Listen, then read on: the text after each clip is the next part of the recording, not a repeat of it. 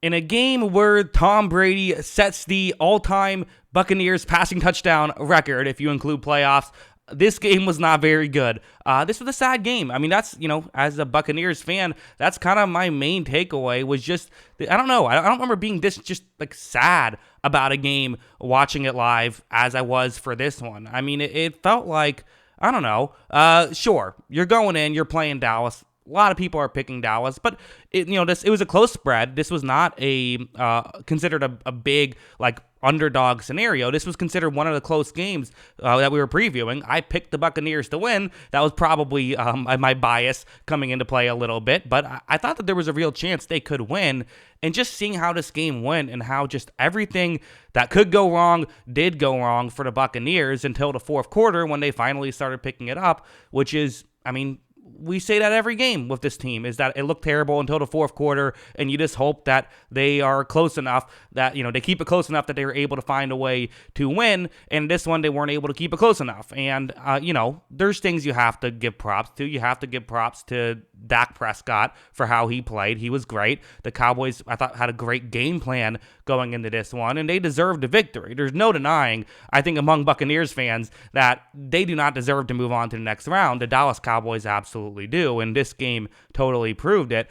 I think the frustration is not in that the Buccaneers lost this football game. It just feels like, I don't know what this, I've said this before and I stand by it. I don't know what this ceiling of this team was this year. I have no idea. Where were they going to go if everything was perfect and they were perfectly, in sync and they, everything was perfectly play called? I don't know. Probably still not a Super Bowl, right? Probably, maybe they're not even winning this game, but they're doing better in this game. They're performing better and having a chance, and it just felt like they did not perform well enough to, even have a chance, and they just did not perform well enough as they should have been. They did not go up to their standards. There were so many issues with this team, right? All those miscommunications. There was at least 5 miscommunications, including the, I'm pretty sure it was a miscommunication on the interception. I think Brady thought Godwin was going to keep going, and that just happened so much in this game.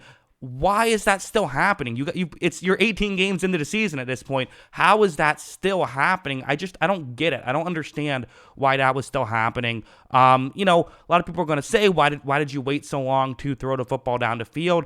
It's one of those like X's and O's wise, I get it, right? You're going up against 2 safety deep coverages a lot, so throwing underneath, trying to work that way makes some sense. The issue is that this is not the New England Patriots, right? This is not a team that can run a 12-play drive without making a mistake. They're just not. They're going to make mistakes at certain points, and it was a good strategy by Dallas, very smart by them. You knew they were going to do it going in, but Tampa Bay still didn't have an answer, so you got to give the Cowboys some credit for that, but it was still just like, they beat themselves, but Dallas also sort of let them beat themselves.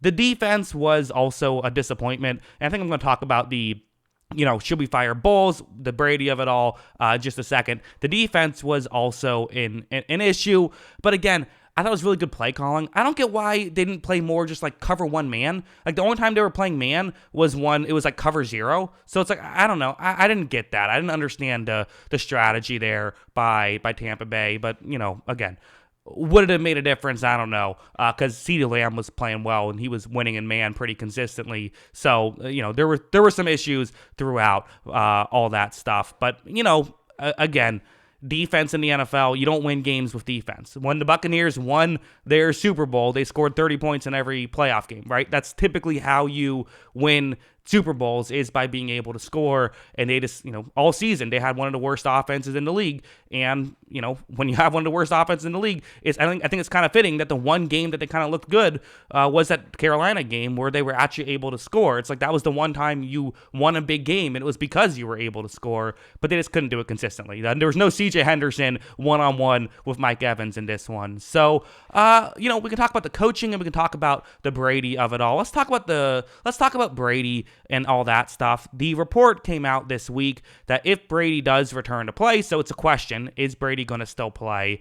The most likely outcome would be he returns to Tampa Bay, which kind of makes some sense, right? Players don't like to leave if they don't have to. Typically, they like to stay where they're at. You don't want to have to move and all that stuff. That is, something that you have to. It's an annoying thing you have to do.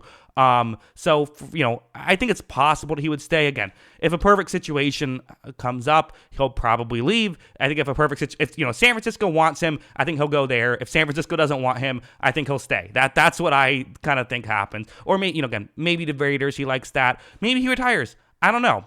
Do I want him to come back? Yeah, I do. He was not perfect in this game. He was not perfect this season. He's still Tom Brady. I still have way more fun watching him than I've ever had watching a quarterback wear a Buccaneers uniform before. And it'd be fun to see him in the creamsicle uniform. So, is he going to come back? I don't know.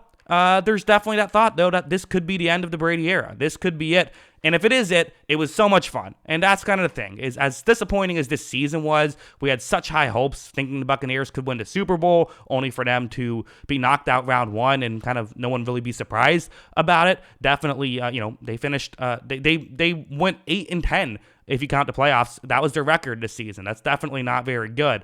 But as disappointing as it was, 3 years ago, I would have loved to see my team make the playoffs with an 8-10 final record, because I hadn't seen that before, really. So yes, it was a disappointing season, but again, in perspective, there was some fun with it. I think if it's me, I don't think they're going to fire Bowles. I just don't. I would fire him. I don't see why you would keep him at this point. Yes, there are some nice things he does well. The defensive play calling is very good.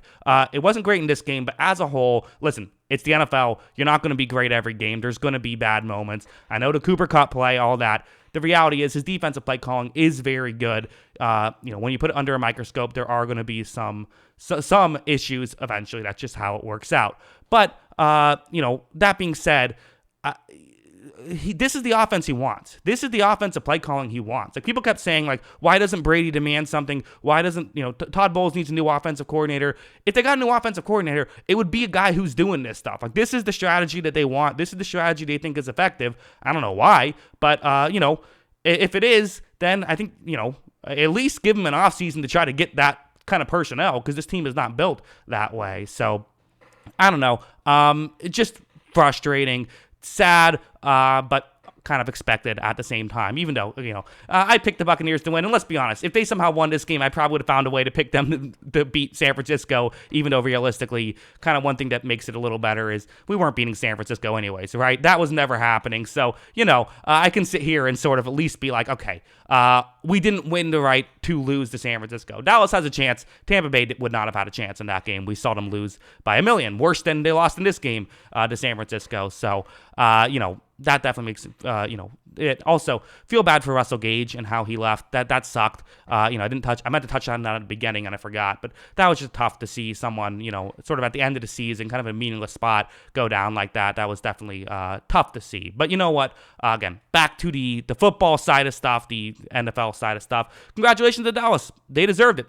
Definitely they deserved it. Definitely sad that this is the last Buccaneers fan reaction I will be making. But hey, I'm still going to be kind of, I can shift gears, be a neutral fan now, talk about the rest of all of this. So I'm excited to do all of that. But yeah, those are my thoughts on the season. Yes, season over. Very sad. But hey, divisions week. Who knows? Maybe if it has to be the Blaine train, maybe something will happen. Oh God, please don't make me watch a season of Blaine Gabbert and Todd Bowles. That would please don't. Okay, maybe that's not the worst case scenario. Maybe we can tank and get a draft pick then. I don't know. But hopefully Brady's back. Sad that it happened, but still. Hey, remember in 2020 when we won a Super Bowl? That was cool. That was a lot of fun, and I'm wearing my Lightning Stanley Cup champion in 2020. We had a good couple years. Can't have it all. Let me know what you thought of the season in the comments below. Always love hearing from you, and of course, as always, thanks for watching.